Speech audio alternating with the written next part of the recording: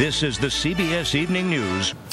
For too many veterans, the battles don't end when they come home from war. But we have a story tonight about one vet who discovered peace was a lot closer than he thought. Now he's helping others find it too. Here's Chip Reed. What are you doing? Dave Sharp calls his pit bull Cheyenne his savior, and that's no exaggeration. When she was just a puppy, she saved his life. Sharp served with the U.S. Air Force security forces in Saudi Arabia and Pakistan. After 2 near-death experiences, he returned home with severe post-traumatic stress disorder. Before I met her, I was a wreck. I was out of control.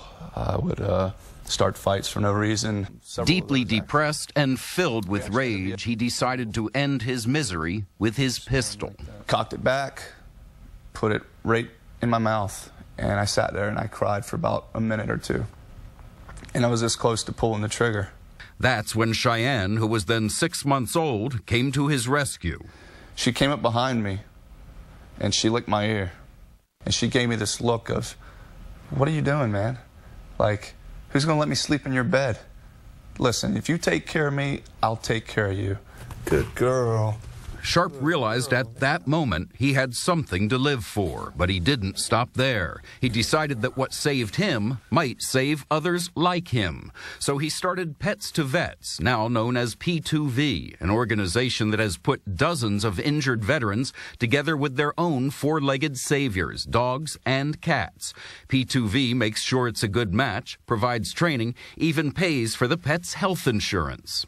The pets all come from this shelter in Washington, D.C., so everyone comes out a winner. The veteran gets a badly needed companion, and these guys get a new lease on life.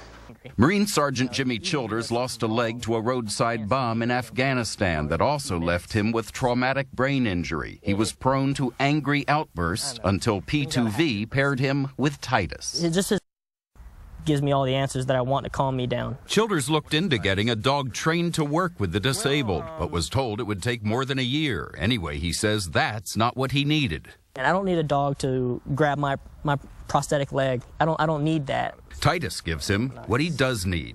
He gives me back unconditional love, no judgment. The demand is never-ending on both sides. There's 18 veterans that commit suicide every day in this country, and there's one animal that's put to sleep every 8 seconds. Dave Sharp puts the two together to save each other's lives. Chip Reed, CBS News, Washington. Dogs are the best.